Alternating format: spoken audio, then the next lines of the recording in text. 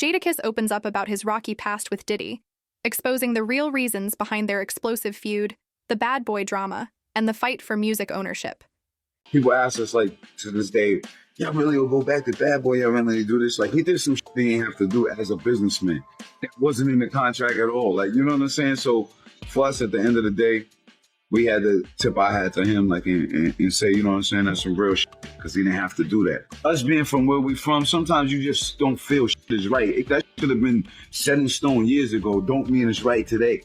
You know what I'm saying? But sometimes it's about having the balls to say that shit ain't right and that shit. I know it's supposed to be like that, and it's like that for everybody else, but some ain't right about that shit, so it.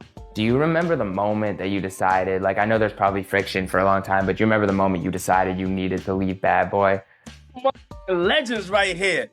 It was probably after the argument with Diddy, when Styles threw the chair at Puff. That was probably the last straw for that. You made one record with you, Money, Power, Respect. It's 10 years later, and you still got half of our publishing. Now, there's no way you can make it justifiable that you deserve half of our publishing. To my face, you just at the concert. You ain't saying nothing. What are we gonna do, Shane? If I'm so? Y'all know where the office is at. The big sign on it. I'm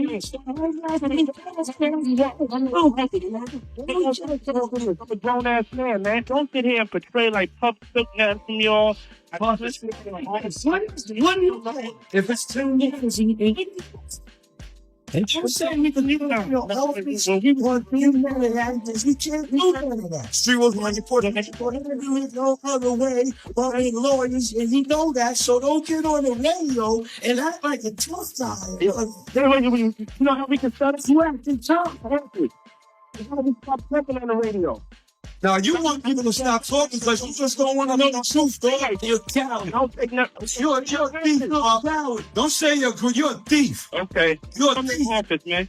Come in the office so we can straighten it out then. No. We just 3 guys you don't even mess with. You had your face publishing. Tell me whatever you want. And she's at the office. You gotta think publishing. Argue in front of New York. That's the way you know your man's publishing. I ain't saying nothing to y'all, man. Do you want to miss about when you have to believe it or whatever? I don't know. I can sleep good at night, but I ain't never did that to y'all. And if y'all ever want to, you had a whole bunch of artists that I'm here. But that's it. Dog, you had a bunch of artists whose careers never went right with them, dog. We was the first artist, I think, ever to say, we're not happy with our situation, we want off. I can't be all the way correct on that, but like, you know, I'm pretty sure all the Motown days and all that, but I'm just saying that we was like one of the first to be rebels in this, to say, we don't like our paperwork, we want off, we want to go about it this way. He wasn't doing that. Now you see it all over the place. I remember, I think it was like around 2005 or whatever, you guys went on the radio, I think it was Hot 97, talking about how, you know, Puff still owns part of your publishing, and I think like Jadakiss was talking about dropping refrigerators off, all that crazy shit. Yo, and the crazy shit, I tell the story all the time. I'm in there, I got a project out, I got like an album out. I'm thinking my brother's gonna come up to the radio and help me promote my shit. This shit had nothing to do about shit. I'm sitting there looking like, the fuck, man, I got a new album, this song, they talking about dropping refrigerators. Yo, Puff on the line. Yo, dog, no single, no nothing. Them just deboed me, dog. Crazy. I'm looking like, yeah. Then I think Angie finally said, okay, so Sheik, the song you got out, man, they don't want to hear that shit no more. I'm out of here, man. And that's how that went. Yeah.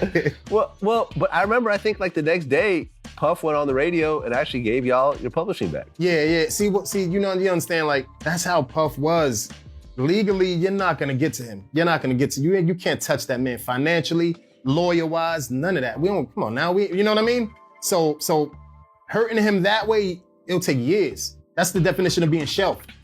We went other routes. Like, yo, you know, we and that Puff wasn't with that. He couldn't stand that.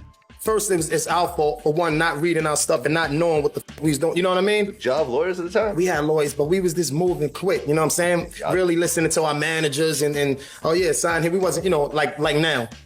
Anyway, the real thing with us with Puff was like we was like it was a big homeboy thing. Far as like this, we'll come in, write this song, write that song, and we noticed other people was getting money off that writing for people. We didn't know that you could get paid, so we was writing, you know, all the joints. I remember all like you name the songs, you know all the songs, man. Should that be in there for so long and holding out publishing and all that for so long? Hell no.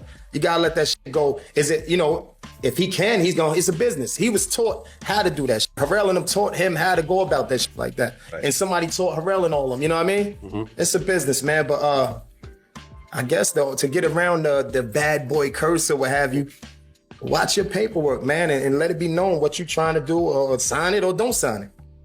That's the new. That's what I'll say. You feel it's really on the artist as well. It was on. It was 100% on us, and I could look at myself and my team for letting me sign the publishing stuff. You know what I mean? Yeah, I'm gonna look at myself first and say, damn, I should have did this different, and then I'm gonna look at my management at the time because I was a young boy. You know what I mean? Mm-hmm. But then I'm gonna say, damn, fam, I did wrong, but let up already. How long I'm gonna be on this? So that's what took place, you know what I mean? And he don't owe me nothing. Diddy don't owe me nothing whatsoever. Probably some back years or some slash, some money and shit like that. But other than that, he don't owe me nothing. I can't speak for Black Rob and everybody else. Shout out to them, but I'm pretty sure I don't think he owed him nothing. Is and was he viewed in the hip hop industry as a person, as a producer? He helped change my life. How? You know what I mean? He gave my first record there. Whether it was a good deal or a bad deal, it gave me an opportunity to be here with you today. So, you know what I mean? Right. Industry is most indebted to the artists. The artist is at the bottom of the totem pole. Okay. And they're not being appreciated enough. They just not, you don't get your just due as being an artist. The producer, the executives, they get the artists' bottom feeders in the music industry. What are we to feel about P. Diddy right now in light of all the allegations that's against him and what he's going through right now? Pray for him. The way the world is set up where everybody can chime in on your life, it's kind of unfair. Totally. When you're going through, a situation like he's going through. But nobody knows. There's always three. His side of the story, the people's, and the actual truth. Well, you gotta wait to see what comes out. I think he's getting a lot of negative, people kicking him while he's going through it. I don't think that's that cool, but no, thank you. You gotta mind your business. When it comes to hip-hop history, few feuds are as layered as the tension between Jadakiss and Sean Diddy Combs. On the surface, fans saw a superstar mogul in flashy suits on one side and a gritty Yonkers lyricist on the other. But behind the scenes, the conflict was about respect, control, and money. Things that can make or break careers. In the late 90s, Jadakiss and the LOX signed to Bad Boy Records, a label that had already created superstars like the notorious B.I.G. and Mace. On paper, it looked like a dream deal. But soon the group realized the reality. Instead of delivering hardcore street records, they were dressed in shiny suits and placed over glossy beats. Fans noticed the change, and the LOX felt trapped in an image that wasn't theirs. The real breaking point came with the contracts. Jadakiss revealed in interviews that they barely saw the money they deserved. Publishing rights, the lifeblood of an artist's legacy, were locked in Diddy's control.